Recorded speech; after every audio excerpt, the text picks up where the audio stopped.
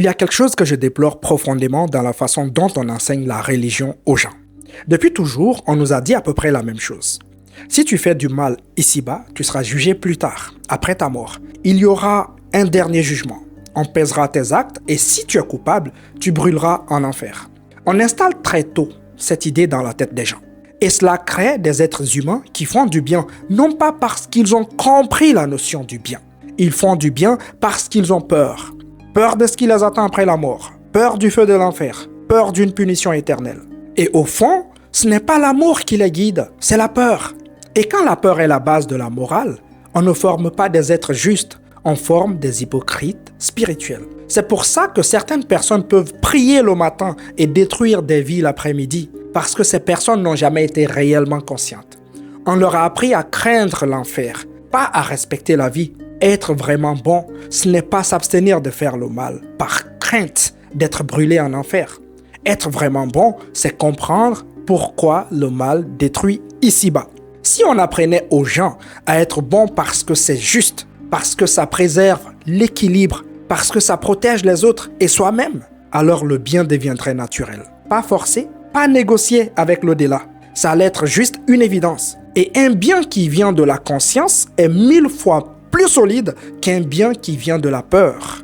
Moi, quand je regarde le monde, quand je regarde la vie réelle, quand je regarde les drames des hommes, je me dis que cette façon d'enseigner les religions est une énorme erreur. Parce qu'on a appris aux gens à avoir peur de l'au-delà, mais on ne leur a pas appris à comprendre les conséquences de leurs actes ici-bas. On leur a appris la peur, mais pas la conscience. Il faut dire aux gens dès leur plus jeune âge que chaque acte que tu poses a des conséquences réelles dans ce monde, maintenant, pas demain, pas après ta mort, mais ici, pendant que tu respires encore. Parce que la vie ne met pas les choses en pause en attendant un jugement final. La vie répond immédiatement. Elle répond parfois lentement, parfois violemment, mais une chose est sûre, elle répond toujours. Prenons un exemple très concret, un exemple que tout le monde comprend. Tromper par exemple. Quand un homme trompe sa femme ou quand une femme trompe son mari, on se contente souvent de dire « c'est un péché, Dieu jugera ». Mais pourquoi ne pas dire toute la vérité? Pourquoi ne pas expliquer ce que ce geste peut réellement provoquer dans la vie d'un être humain?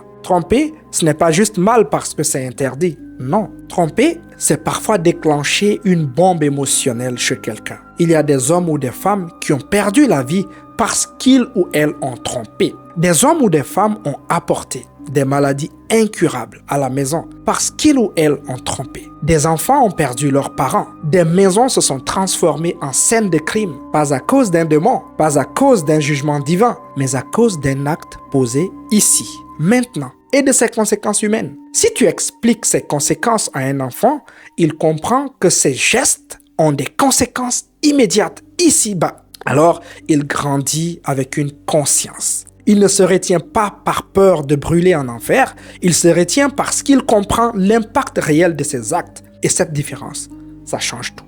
Prenons l'exemple de la violence. On dit aux gens, ne faites pas de mal, sinon Dieu vous punira. Mais pourquoi ne pas raconter des histoires vraies aux gens? Des histoires d'hommes qui ont régné par la peur, qui ont gouverné par l'épée, qui ont écrasé les autres sans pitié. Ces hommes-là ont souvent fini exactement comme ils vivaient. Ils ont fini trahis par leurs proches, assassinés, abandonnés, renversés. Ils sont morts de l'épée qu'ils avaient utilisée toute leur vie. Ce n'est pas une malédiction mystique, c'est une conséquence logique. Quand tu sèmes la violence, tu crées autour de toi des ennemis, de la rancœur, de la haine. Tôt ou tard, cette haine trouve un chemin vers toi. La vie fonctionne comme un miroir. Pas un miroir magique, un miroir simple. Tu mens, les gens finissent par te trahir. Tu trahis, tu seras trahi. Tu humilies, quelqu'un t'humiliera. Tu écrases, quelqu'un te relèvera juste pour te faire tomber plus fort. Ce n'est pas cruel, c'est équilibré. Et si on enseignait ça aux gens, on formerait des êtres humains beaucoup plus responsables de leurs actes. Pas des robots spirituels. Le problème, quand on ne parle que de l'au-delà, on déconnecte les gens du présent. Ils se disent,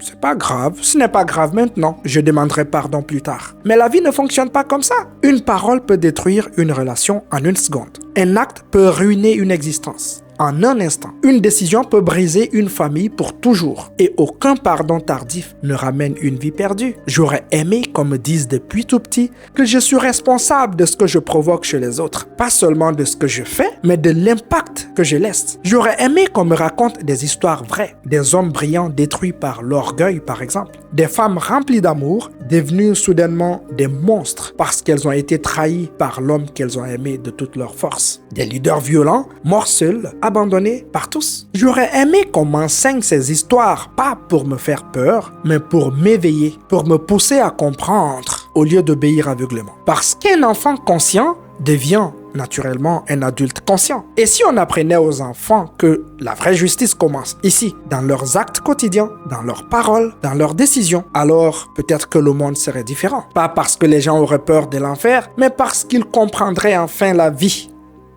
Abonne-toi, like et partage.